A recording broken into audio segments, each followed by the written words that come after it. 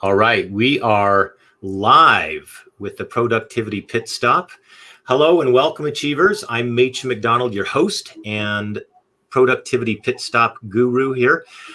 For those of you that may not know me or are new here, I'm a award-winning strategic business coach, mindset coach, #1 best-selling author, and founder of the Pro Brilliance Leadership Institute. My personal mission is to help small business owners bring their A game to their hero's journey so that they can win at business and in life. And the purpose of this broadcast is to provide you a break in the action with some great information, methodologies, and processes so you can activate your energy, get your mojo back, become more focused, and get back on the track of business and get some more wins out there on the field. The way we do it here at the Pit Stop is by interviewing top thought leaders, coaches, other successful entrepreneurs that can share best practices of what actually works in the game of business so that you can borrow the brilliance and put it into action. And remember, action leads to traction. We encourage you to play in the comments and questions as we go along. So if you see me kind of looking a little distracted, it just means I'm managing the chat so that we can get your questions answered. And that leads us to our guest, Chris Michel. Chris is a sales coach and also a fractional sales manager. He's been around the sales and sales management game for over 30 years. He's working on his first book, which is going to be a daily digest of inspirational passages for salespeople to keep them inspired and in the game. And welcome, Chris. Thanks for being on the show. I'm excited about this. Thank you, Machen. I appreciate it, and good to be here. I'm going to have to hire you as my media guy and marketing guy. Why, you want less business? Is that what you were saying? No. You've done a fantastic job of being the herald, if you will, before the parade comes through. So I love it. I appreciate all the kind words and everything. Thank you. Perfect. I can see myself with the high knee step with the wand bouncing up and down. All right. So, we're here to talk about sales effectiveness, converting more sales, maybe even some lead generation and some processes. Let me ask you this, Chris, what's the one or two top things you find when people are coming to you? What are they struggling with in their sales process? What's something that, everybody can relate to that they need to do probably a little better job at? And I think the first thing is they don't even have a process. And that's kind of alarming when you think about it. I've worked, like you said, I've been in sales for a very long time. And through my experience, what I find is that these top salespeople, they have a process in mind. They know how to work the process, and they go from step 1 to step 2 to step 3. And they know how to go with the flow, right? Ask them to write it down. Mm-hmm. Ask them to put it on paper. And it's amazing to see what happens sometimes because they can't. They don't know how to communicate it. They do the aw shucks and they have a good time and they're fantastic at what they do, but they really struggle with that particular piece of it, right? So one is having a process, but two, it's really just having somebody on their side, a coach basically, to say, hey, don't forget to ask for the close. Don't forget to follow up. Don't forget to, and it's the things that we've learned all along the way. I say this and I may be shooting myself in the foot, but Machen, you probably understand this. There's nothing new under the sun. Right. Now, I have a twist on it that may be different than yours, right? But that's really what it's all about, right? We have to take all the things that we've learned over the years and we boil it down, we make it our own. And then once we do that, we can step forward and we can be our authentic selves. As the likes of Larry Levine and these guys talk about selling from the heart and stuff. Mm-hmm. It's really about just being the authentic you, right? So that's the thing that I find with a lot of folks is they don't know how, number one, to have a process, or they don't have a process and they forget the basics. They just forget to implement day after day after day.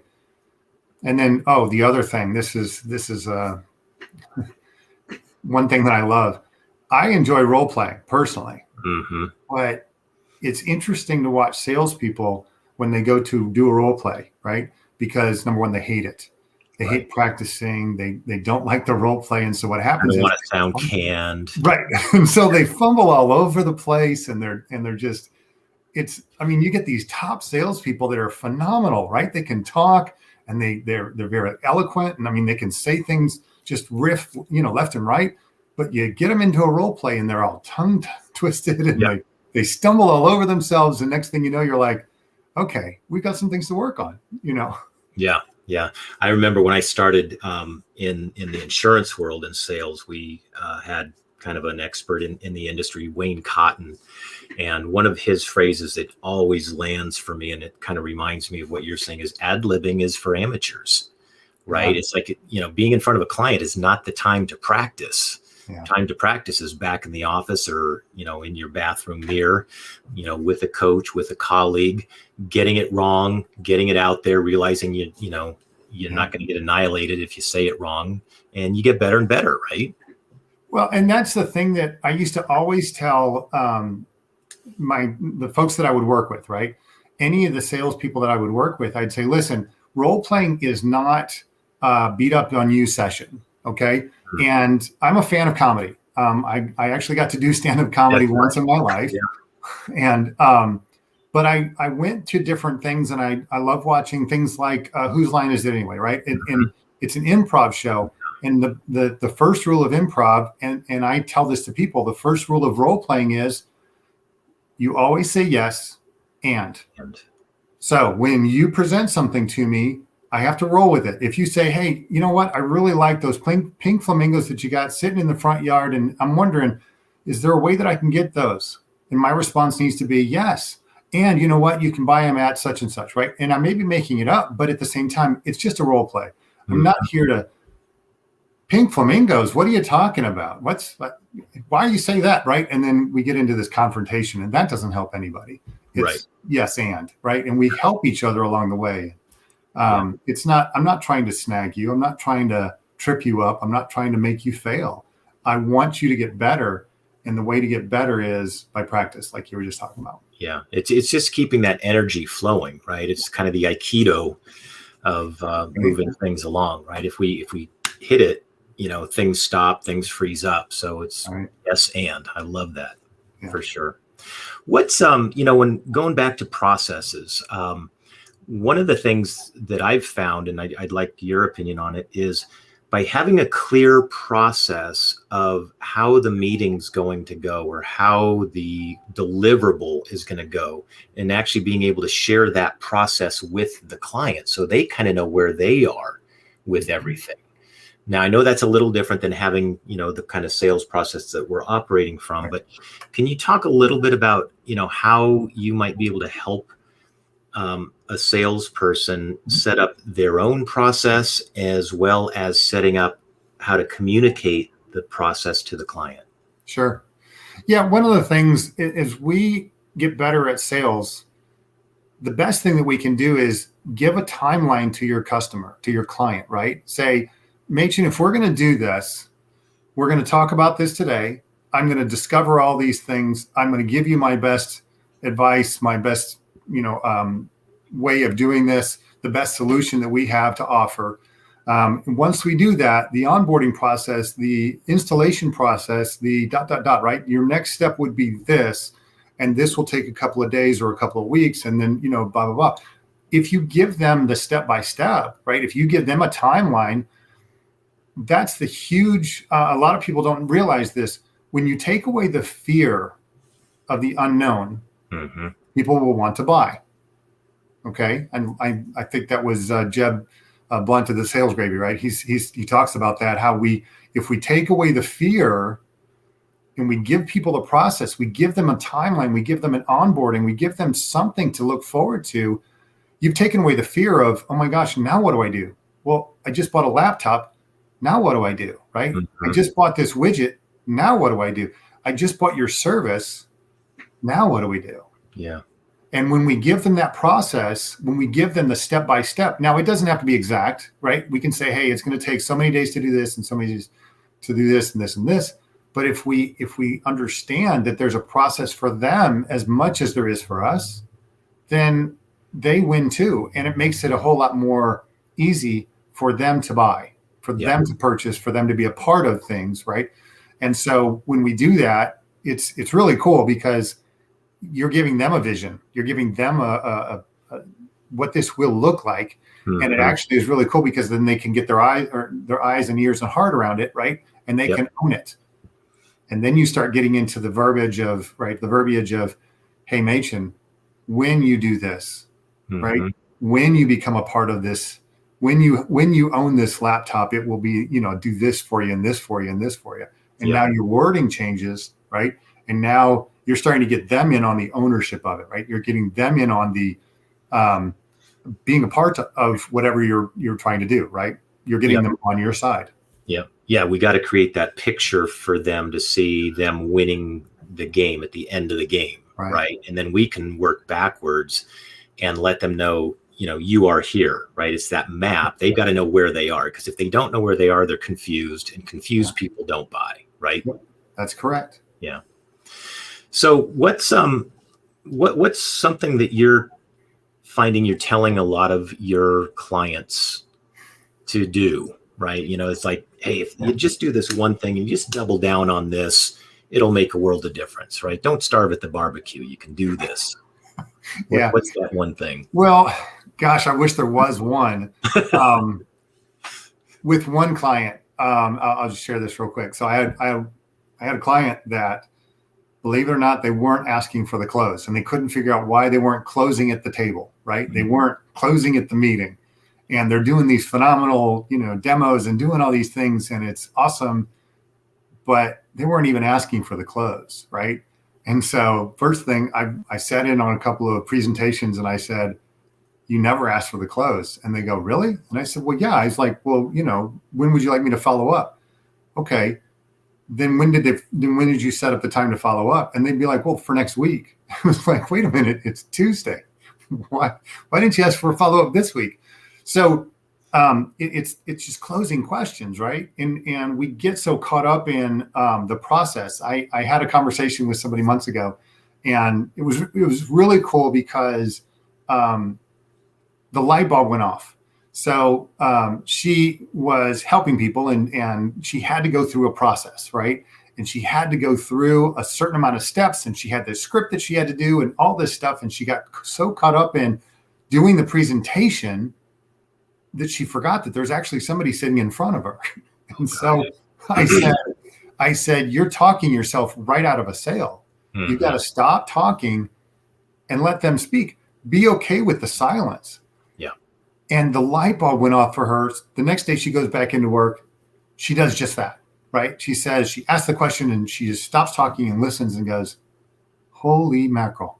Mm-hmm. It worked. Same thing with closing, right? And you got to start somewhere, right? So we start with, are you asking for the close at the end? But then we get into, are you asking closing questions along the way? So that when you get to the end, it's a done deal. And sometimes what you'll find is if you're asking closing questions along the way, when you get to the end, they go, well, when can we start? They're not even waiting for you. Right? Yeah, they're not even waiting for you to close them. They're going, hey, when can we do this? I want to start now, right? Because they're so excited about it. They're so interested in being a part of what you've talked about. Yeah. So closing questions along the way, be quiet, listen, stop talking so much. Don't talk yourself out of a sale. There's too many people I see that talk themselves right out of a sale. And then when you do follow-up, and we were talking about this earlier, is when you follow up with a purpose. Mm. Have a date in mind. If you're not following up daily, you need to, right? You should have enough of a pipeline that you can do some sort of follow-up every single day. Yep. And if you schedule a time and you say every day at 3:00, every day at 11:00, I'm going to follow up. Yeah. And so you follow up and then you put in, hey, I do follow-ups tomorrow at 11 and 3. Which one would be best for you? Mm-hmm. Because what happens too often, and Machen, you know this, right? We've been there. You go, hey, when's a good time for me to follow up? And they go, I don't know, just call me next week. And we leave it at, okay, I'll call you next week. And then what happens? You can't find them. Crickets. Yeah, you can't get them via email. You can't get them via text. You can't get them on the phone. There's no communication. You can't even stop by and see them because they're not there, right? So set a specific time. Set up for following up. Set those specifics and follow up with them, right? And do what you say you're going to do. Yeah. When you do those things, you'll be successful. I find a lot of sales professionals suffer from follow-up failure. Or, a friend of mine says, don't F you the FU, foul up. We'll call it follow up. Sure. Well, one of my favorite movie lines is from Up in the Air, when Anna Kendrick goes and she fires her first person, and she's this young person, and she's never done the process before, right? And the woman that she's sitting across from goes, "Oh, fine, I'll just go find the nearest bridge and I'll just jump off and blah, blah, blah." And she gets so mortified by this, she runs out of the building and she's outside and she's crying. And George Clooney comes outside and he goes, "Are you okay? Hey, don't worry about that. They always say that." And she goes, "Well, do you ever follow up with them?" And he goes, "Oh no, nothing good can come from that." So I think as salespeople, we think that too often. We go, no, follow up. No, nothing good can come from that. Yeah. It's the potential. There's a potential yes, right? With the let me think it over. It's like I don't want to screw that up. If I follow up, Right. they vaporize, and it's the opposite, right? It's people want to follow up, and I know just even as myself when and nowadays, especially with the world that we're in, I'm getting bombarded with salespeople with all these different ways to optimize this and optimize that. And it's like, I say, yeah, sure. Well, call me next week. And they never do. Sure. And so it's kind of fun to be on the other side watching, or experiencing the lack of follow-up, because it's the one thing that's so simple to do. You just put and like you said, the question while you're still there, the alternative close of, I do my follow-up on these days and these days, which is better, rather than, hey, I'll be in touch. Yeah. Because being in touch is so it's a big word. I can't say it. It's full of ambiguity. There we go. But it's just so left out there in never land. And then what are you going to do with it? Right. You don't have a specific time. You don't have a specific date. Great. It's full of ambiguity. So all of a sudden, now what am I doing? Oh yeah, I'll get around to it eventually. Does it even go into your pipeline? Does it go into your pipeline as a follow-up? And if so, when do you put it in? Do you put it in next week and just go, whenever I get to it? I hope not. Yeah. But that's what we do. If we don't ask for a specific time and date, then it does. It goes into this bucket of never land. Yep. Now you mentioned, your database or your CRM. What are some of the key tools that, especially somebody that may be new to sales, what are the 4 or 5 key tools that they need to have to make their life easier, to feel organized and productive? Boy, somebody new to sales, and I had a similar conversation a few months ago with somebody, and they were like, "Hey, would you mind giving me some quick tips on, sales?" And I said, "Sure. One, start getting your hands on any good sales book out there." And I mean, you can go with the classics, the Zig Ziglars, the John Maxwell's, the Napoleon Hill's. You can go back to the Carnegies, right? I mean, you can go. You can friends go. And influence people, right? Yeah, exactly. Well, what's really funny is I just read that like 2 years ago. I just read that, and so it's never too late to read a book to gain some knowledge. You should always be learning as a salesperson. Yeah. The day that you stop learning is the day you stop growing, and the day you become less effective. Yeah. There's always something that you can learn. 2, you've got to have a good, you just mentioned it, a good CRM. You've got to have some sort of tool, and it's not a piece of paper or a notebook. It's got to be a decent CRM. There's a lot of free ones that are out there and available. Mm-hmm. You've got the HubSpots of the world, you've got the Access of the world, right? I mean, you've got these CRMs that are available and they're free. So why not use them, right? And get used to it. Enter data all the time. So when you have a conversation, or find a way to track that, right? Using the tools that you have, but track that information. And once you do that, then you'll have tools that'll help you be successful. And find an accountability buddy, somebody that's going to hold you accountable.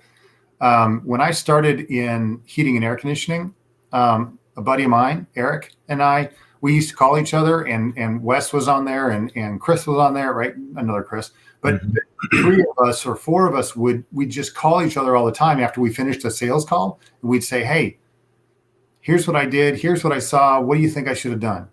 I said this. Do you think I should have said something different? And then finally, a tool that I've found very useful is stop beating yourself up and use these two questions.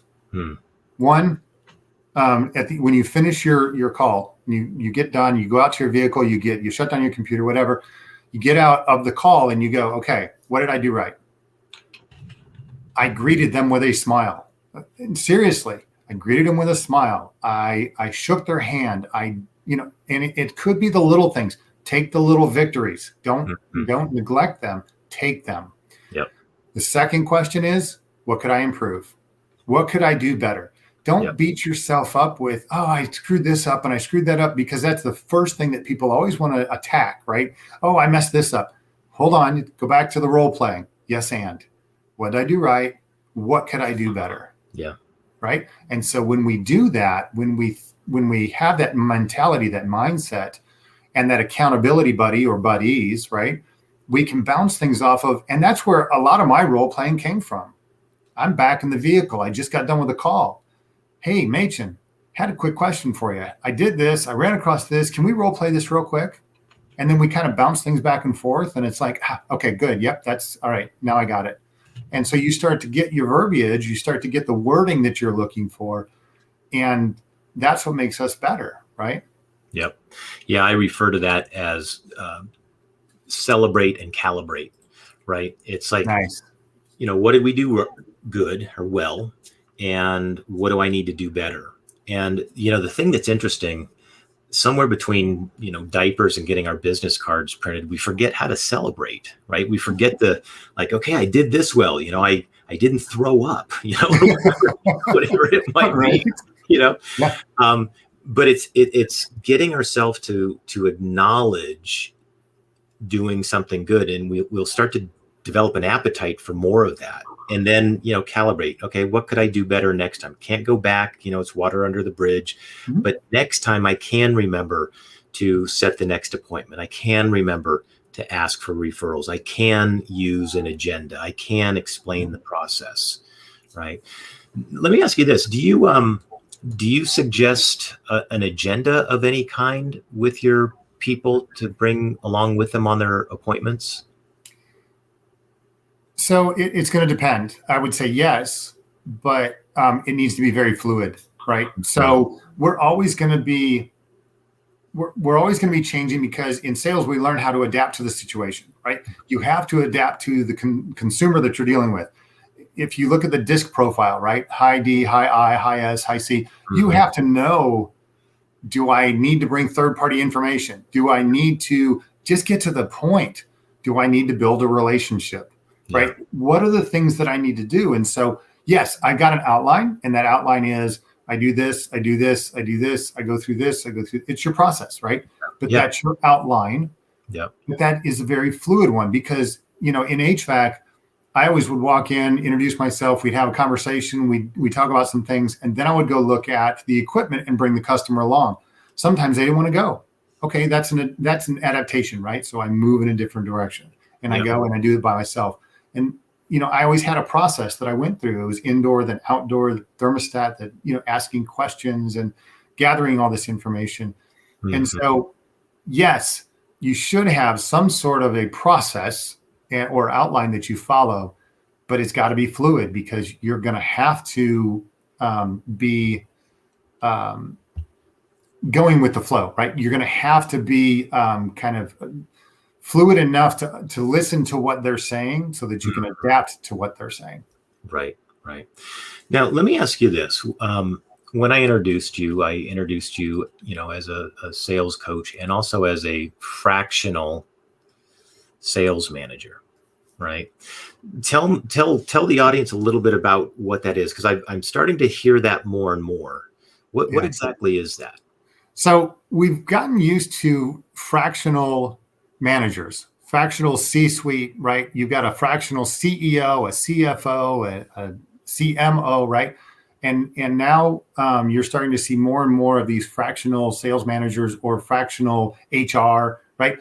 And all that really means is, if you were to hire a sales manager with 20 plus years of experience, that's going to be quite pricey, right? It's going to cost you quite a bit. In fact, it should be well over six figures if they're worth anything, right? Now, add bonuses, add benefits, add all these other things. Right now, we're quickly approaching numbers that we really don't want to talk about. But what I do as a fractional CFO or CMO, sales manager, gosh, I've got all these. You give yourself a promotion, right? I get to be a CFO and a CMO, and I don't know anything. But as a fractional person, I am used a fraction of the time. Okay. But you're getting similar results, right? You're getting the time and attention you need for your sales team. You're getting the time and attention you need to the metrics, the KPIs, the reporting, right? Just like you would for a fractional CFO. You may not need them on stage, if you will, at your company 24/7. But you go, you know what? 2 days a week, 1 day a week, I need you here in my office doing this, doing this, doing this. It doesn't mean that we don't work in the background. We do. I do work in the background all the time. Yeah. Right. But that's part of being a fractional sales manager or an outsourced sales manager. I can come in and work with your business and give you the attention and the time that you need and give you the results that you're looking for at a fraction of the cost. Got it. Cool. Now, one of the things that we've talked about in the past, and I'm always just so intrigued by it, is the red chair experience. Yeah, look at that grin. Tell us a little bit about right? Yeah, share that with us. What is that? So it's sobering because I own a red chair, and if you want to read the full story, let me do this. If you want to read the full story, you can find it on my LinkedIn page. You can find it on my webpage, coachchrisconsulting.com. But I own a red chair. It's a red Lazy Boy recliner. Okay. And it was passed down to me by two previous owners, people that I love dearly and were influences in my life. My stepdad, who was my business mentor, and my younger brother, both of which are no longer with us.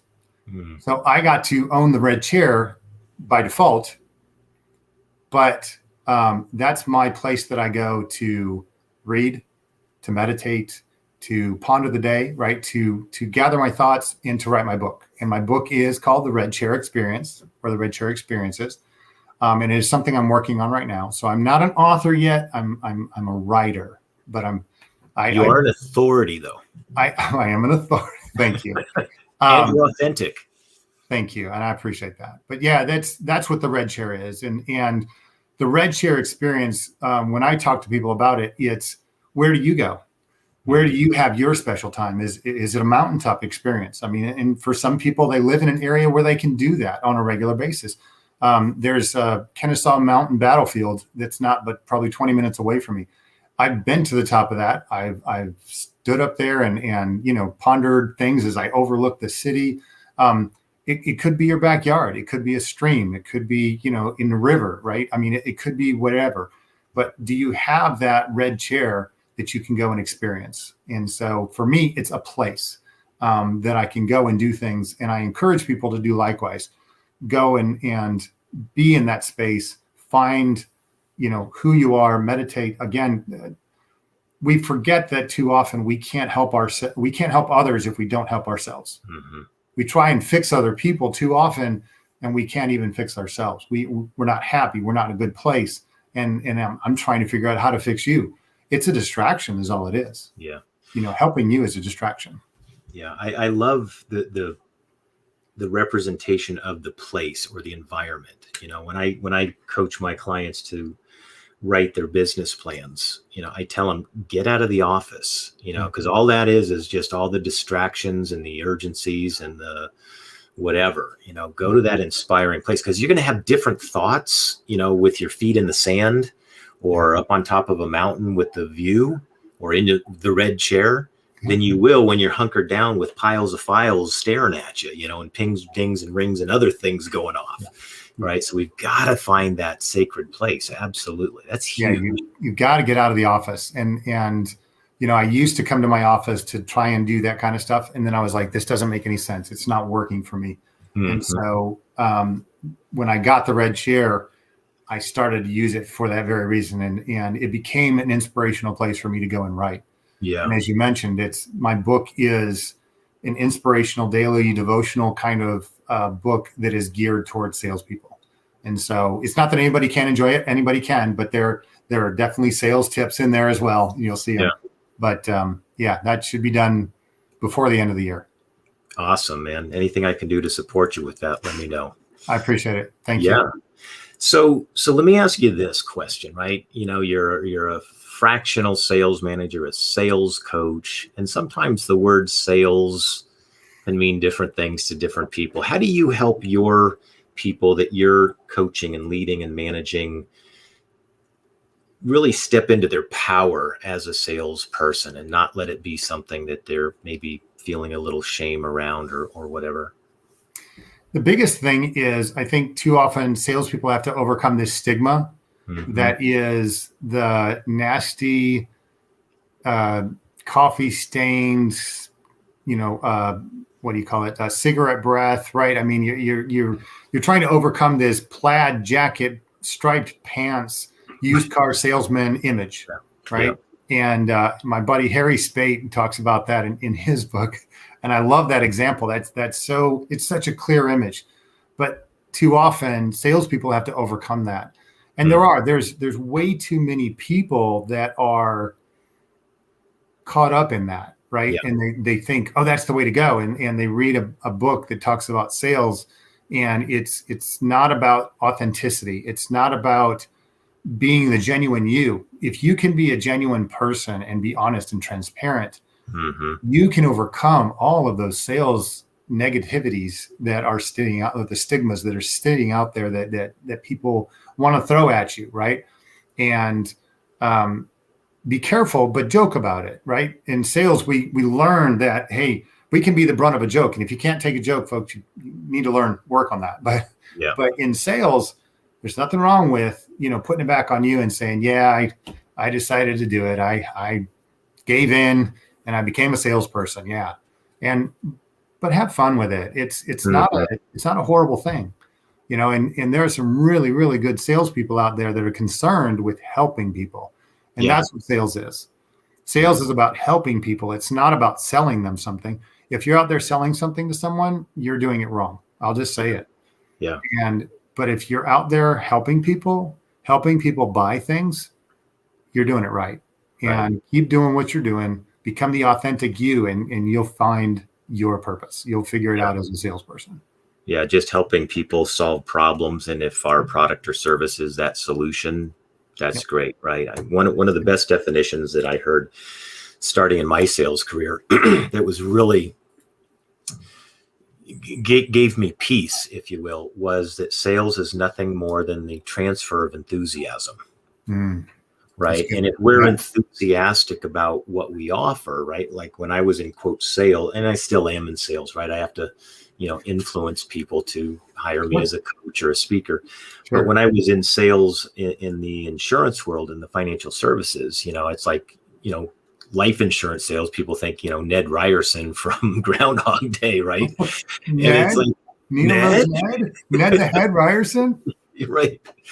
And it's, but what he had even Ned had the enthusiasm because he believed in the product so much, and I think oftentimes when we can really get behind what our product or service does, how it helps people, if we had the cure for cancer, we probably wouldn't give a rip what people thought about us. Oh, he's a salesman. He sells the solution or cure for cancer. It's like, so what? I'm helping people, right? Right. And that's where we've got to get to, is just like you said, serving people. Yeah. Yep. Yeah, that's huge. And the sooner, and it's not just sales, but I know we're focused on sales, but that's true. If we can figure out how to help each other out, take care of yourself first, then you can help others. And when you do those things, you're not only you're more successful at what you do, you're going to be a better person. Mm-hmm. Yeah. So we're kind of coming up on the end here. What's one thing, if you get to tell all of the professionals out there, just here's the one thing, to help you be more productive, to feel better in this career that you've chosen, what would you say? The one thing. Yes. Billy Crystal, right? The one thing. I think, and we just talked about it, is if you can figure out how to be authentic and be you, you're going to be a much better person. You're going to be much better off. I sleep very well at night. I've said this for years in sales. I sleep very well at night because I do my best to take care of people and help them out. That's why I sleep well. And I think it's true for anybody. If you're authentic and you're yourself, you're not trying to be something you're not. You're not trying to take advantage of people. You're not trying to hurt people. I think you're probably on the right path. Yeah, I love that. When that brings a quote to mind by Judy Garland, right? She used to say, be a first-rate version of yourself rather than a second-rate version of someone else. And that's a piece that I find really interesting, especially with younger salespeople, is they'll try to be, the salesperson that's in the corner office, and it's not their style. And it's not authentic to them, and so they're just bumbling around. But what I find, and I'd be curious of your thought, is, our ideal clients want us in our authentic version of ourselves, right? They don't want us, being, what we judge to be better or different. Right. Right. Yeah, exactly. And yeah, I mean, when we figure these things out, we become better people, right? Mm-hmm. So what do you imagine is the permission slip people need to just be themselves? I think part of it is, and this was a hard thing for me to figure out. It took me a while to learn this, but it took figuring out who I was first, and by myself. Not my kids, not my spouse, not my significant other, not anything else, not my parents. It was me. Who am I? What do I want? And I think for a long time I got off on this tangent of, I think this is what I want, and I think this is who I should be, and I think that I should, right? And you start listening to all the voices of all the people around you, and even the ones inside your head. And you start doing things, and you start going a certain direction, and you realize this doesn't feel right. Something's not right. So sometimes we just have to stop, and we have to kind of recalibrate, right? And we have to look inside and go, wow, okay, let me readjust what I'm doing and get back to who it is. I'm not for everybody, nor are you, right? We're not for everybody. And because the sooner you realize that you're not for everybody, the better off you're going to be, number one. And number two, you're going to stop worrying about what everybody else thinks and says and does. There's a clientele out there that needs Coach Chris. There's a clientele out there that needs Coach Machen, right? That needs your specifics.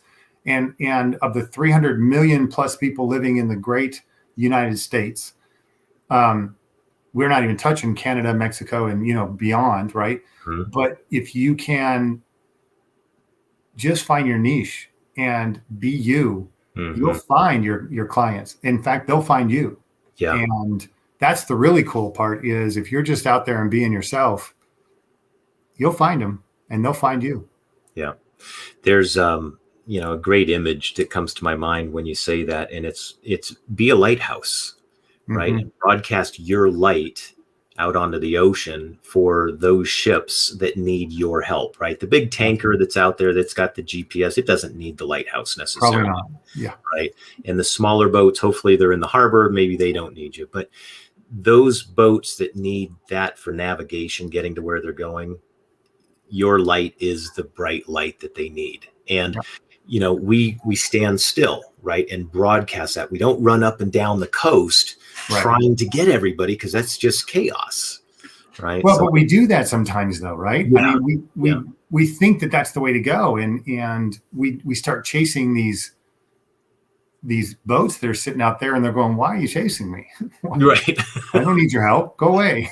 Right? Like, no, really, you need me. No, you don't. No, I don't need your help. Right. Thank you. Right. The sun's shining. I don't need you right now. Right. I can see. There's no storm. I'm good. Yeah. So, Chris, how can people find you? What's the best way for them to? The best way for people to reach me? Well, the easiest is if you text, take out your phone and you text Coach Chris, all one word, to 21,000. That's the easiest way to reach me. You can also find me on my webpage. It's coachchrisconsulting.com. Okay.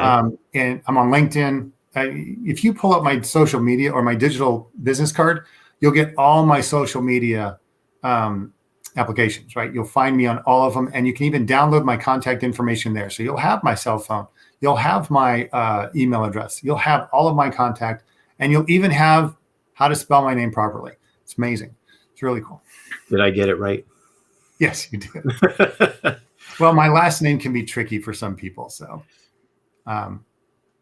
But yes, thank you. But that's the best way to reach me is text Coach Chris, all one word, to 21,000. Perfect. So we just put 21,000 in the to section and then type Coach Chris in the text itself. Yep. Yeah. So where you would normally put your phone number, right? The number of the person that you're trying to reach, you put in 21,000. And then the key on this one for me is if you put in Coach Chris, and it's got to be all one word, don't let it autocorrect to separating it, because if it does, you're going to get some guy named Pete, and he's going to be wondering why in the world you're reaching out to him. But make sure it's all together. Coach Chris in the text box, and hit enter. You'll get a link to my digital business card. You click on it, pulls up my digital business card. You'll know it's me because of the face. You'll know it's me because of the lack of hair. You'll know it's me because of the red chair. All of that is on my business card. No hair and red chair. No hair, red chair. There we go. We've got the new microscript. This is awesome. All right, my friend, this has been awesome. Yes. For those of you that are watching and listening and even on the replay, take advantage of Coach Chris. He's got just a wealth of knowledge. He helps people get from this level to this level in their sales career. Does a great job. Don't want to starve at the barbecue. Take advantage of Coach Chris. Thanks, Chris, for being on the show. Thank you, Machen. I really appreciate it. All right. We'll see you on the other side. Take care. Bye now.